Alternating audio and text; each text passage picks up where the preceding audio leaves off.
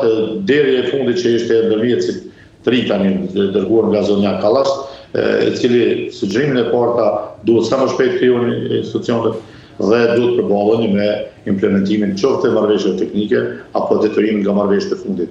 Unë kam thënë dhe po përsëris, jo 3 vota të rebeluar siç kam parashikuar nga lista serbe, as edhe 4 siç ka thënë zonja Shfarc apo Grvalla dhe Vučići atje, se 4 deputet nga lista serbe do të rebeluar dhe votojnë qeverin Kurti, por 6 janë sigurt, por edhe 3 lista serbe do ta mbështetin, sepse Kurti me çdo kusht duhet të jetë kryeministër në këtë mandat për të implementuar detyrimet nga marrëveshjet antikushtetuese që e cënojnë edhe integritetin dhe sovranitetin politik të Kosovës dhe që e përmbushin ofertën elektorale të zgjedhjeve të vitit 21, kur këta kanë ardhur me atë objektivin të kenë Republikën e tretë dhe një alternativë ndryshe për asociacionin. Dhe këtu janë Republika e tretë, do thotë është formula e Miloševićit, më shumë se autonomi, me pak se pavarësi.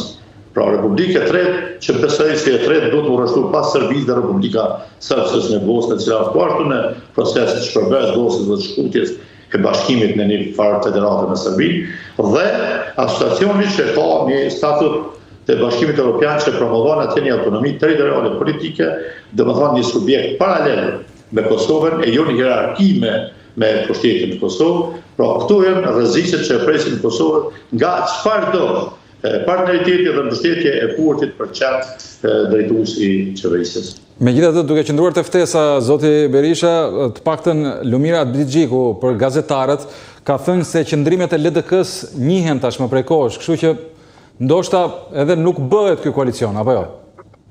Unë shpresoj të mos bëhet, në qoftë se mendojnë për mirën e Kosovës. Në qoftë se mendojnë vetëm për pushtetin, atëherë dhe munden me vu rrezik, domethënë çështjen e Tani kjo ftesa e vetëvendosjes ndaj LDK-s, ajo duket si një strategji për të lënë jashtëloje PDK-n?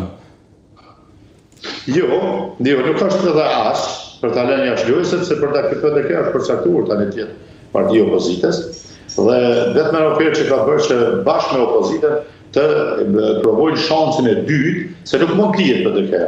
Në qoftë se vetëvendosja dështon ta përkrijojë qeverinë, atëherë është Partia Demokratike ajo që ka rastin e dytë atë të ndërtoj, domethënë shumicën prej 51%.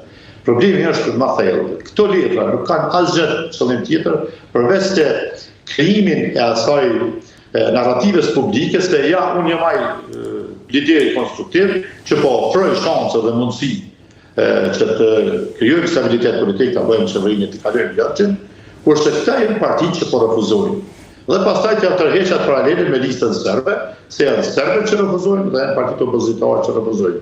Kjo ndarje nuk është e ndershme, sepse fundi edhe lista serbe është parti parlamentare e sistemit zgjedhor të Kosovës, e certifikuar edhe në aspektin e sigurisë dhe ligjore kushtetues në KQZ dhe në Kosovë, dhe janë deputet të barabartë me secilin deputet tjetër në Parlamentin e Kosovës. Bile, në vendimet që kërkojnë shumicën e dyfesh, do të thotë ata kanë një rol determinues ta zonë më dashme ndryshu kushtetuese dhe çështje të tjera.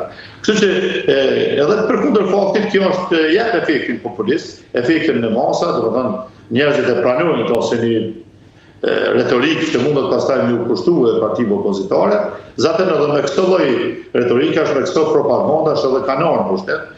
Për shembull, duke ngritë tema dhe dilema dhe akuza ndaj spektrit politik që ka bërë edhe organizimin e luftës, edhe vetë luftën, edhe pavarësinë edhe ndërtimin e shtetit. Tash me krahasu patriotizmin e kësaj strukture, të zanë që kanë udhëhequr partitë e luftës, apo sa në krye me Hashim Thaçin e të tjerë.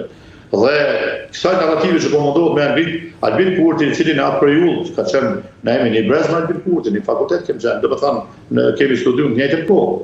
Dhe ai ka refuzuar luftën, ka pranuar dorëzohet, ka pranuar zhgurnohet nga regjimi serb, edhe sot me armë ndërtuar narrativ patriotizmi në krahasim me partitë që kanë bërë edhe shtetin, edhe luftën, edhe diplomacinë, edhe gjithë edhe pavarësinë. Është nonsens. Mirë po e jep efektin momentan, po e jep efektin në botë, edhe pse është lexuar nga qytetarët, gjuma atyre mashtruese dhe u pasën nga ato 500.000 sa kërkon të vota, mori atë shumë e cila nuk ja mundson vëmë që absolut në krye të shtetit, do të pasë është rrezik.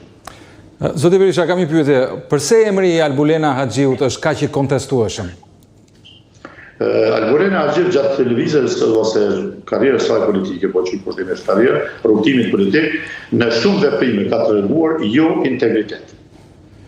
Nuk po flas aspektin moral, larg kësaj, se mund t'i kushtojmë ashtu, por në aspektin profesional dhe njerëzor, domethënë si barçe për përgjegjësi institucionale. Ka dështime, njerë mos flasim për gjuhën e saj, deri se ka shku deri aty ka bërë thirrje se juve me ligj duhet t'ju ndalohet të flisni në parlament. Do të thonë plasën diktaturën që keni jetuar ju atje në Shqipëri, s'ka pas sa lloj gjuhë. E dyta e dini ato thirrjet e saj kundër liderëve të shtetit dhe të luftës në të jeni kriminale, keni vendin në hapë, e tjera.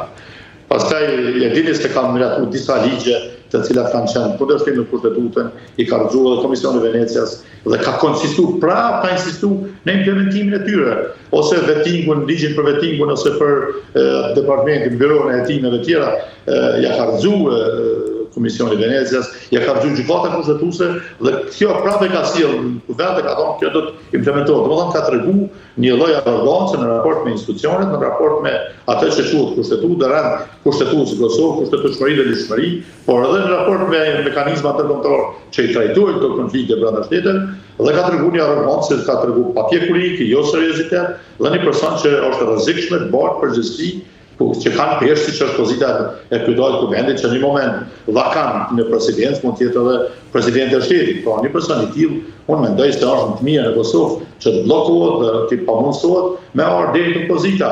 Kjo s'është ta sjell veten as partia e saj, deri te situata që thuan hapur gjithë ato shkelje, mos flasim shqipë.